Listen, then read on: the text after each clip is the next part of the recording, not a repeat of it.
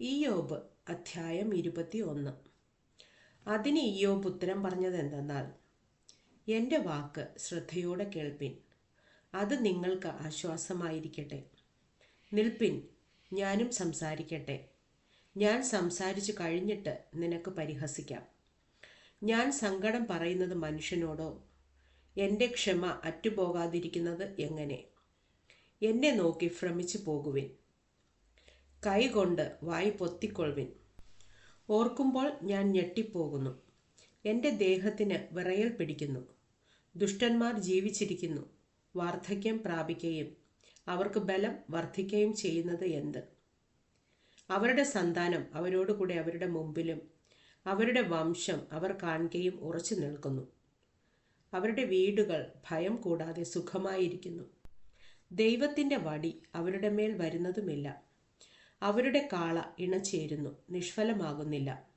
അവരുടെ പശു കിടാവിടുന്നു, കരു അഴിയുന്നതുമില്ല. അവർ കുഞ്ഞുങ്ങളെ ആട്ടിൻകൂട്ടത്തെപ്പോലെ പുറത്തയക്കുന്നു. അവരുടെ പൈതങ്ങൾ നൃത്തം ചെയ്യുന്നു.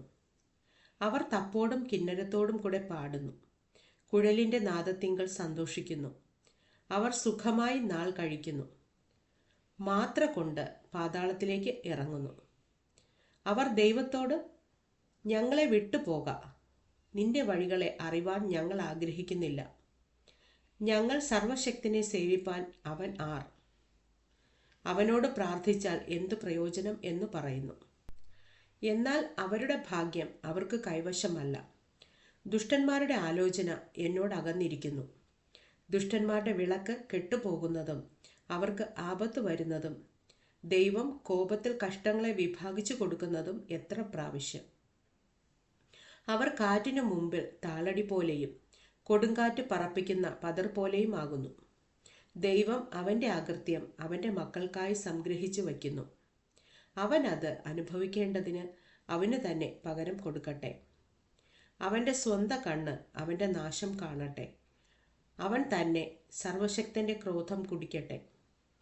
അവൻ്റെ മാസങ്ങളുടെ സംഖ്യ അറ്റുപോയാൽ തൻ്റെ ശേഷം തൻ്റെ ഭവനത്തോട് അവൻ എന്ത് താൽപ്പര്യം? ആരെങ്കിലും ദൈവത്തിന് ബുദ്ധി ഉപദേശിക്കുമോ? അവൻ ഉന്നതന്മാരെ ന്യായം വിധിക്കുന്നുവല്ലോ. ഒരുത്തൻ കേവലം സ്വൈരവും സ്വസ്ഥതയുമുള്ളവനായി തൻ്റെ പൂർണ്ണ ക്ഷേമത്തിൽ മരിക്കുന്നു. അവൻ്റെ തൊട്ടികൾ പാലുകൊണ്ട് നിറഞ്ഞിരിക്കുന്നു, അവൻ്റെ അസ്ഥികളിലെ മജ്ജ അയഞ്ഞിരിക്കുന്നു. മറ്റൊരുത്തൻ മനോവ്യസനത്തോടെ മരിക്കുന്നു, നന്മയൊന്നും അനുഭവിപ്പാൻ ഇടവരുന്നതുമില്ല. അവർ ഒരുപോലെ പൊടിയിൽ കിടക്കുന്നു, കൃമി അവരെ മൂടുന്നു. ഞാൻ നിങ്ങളുടെ വിചാരങ്ങളെയും നിങ്ങൾ എൻ്റെ നേരെ നിരൂപിക്കുന്ന ഉപായങ്ങളെയും അറിയുന്നു. പ്രഭുവിൻ്റെ ഭവനം എവിടെ? ദുഷ്ടന്മാർ പാർത്ത കൂടാരം എവിടെ എന്നല്ലോ നിങ്ങൾ പറയുന്നത്. വഴിപോക്കരോട് നിങ്ങൾ ചോദിച്ചിട്ടില്ലയോ? അവരുടെ അടയാളങ്ങളെ അറിയുന്നില്ലയോ? അനർത്ഥ ദിവസത്തിൽ ദുഷ്ടൻ ഒഴിഞ്ഞു പോകുന്നു, ക്രോധ ദിവസത്തിൽ അവർക്ക് വിടുതൽ കിട്ടുന്നു. അവൻ്റെ നടപ്പിനെക്കുറിച്ച് ആർ അവൻ്റെ മുഖത്ത് നോക്കി പറയും?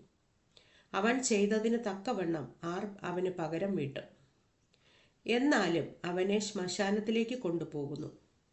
അവൻ കല്ലറയ്ക്കൽ കാവൽ നിൽക്കുന്നു. താഴ്വരയിലെ കട്ട അവന് മധുരമായിരിക്കും. അവൻ്റെ പിന്നാലെ സകല മനുഷ്യരും ചെല്ലും. അവന് മുമ്പേ പോയവർക്ക് എണ്ണമില്ല. നിങ്ങൾ വൃഥ എന്നെ ആശ്വസിപ്പിക്കുന്നത് എങ്ങനെ? നിങ്ങളുടെ ഉത്തരങ്ങളിൽ കപടമുണ്ടല്ലോ.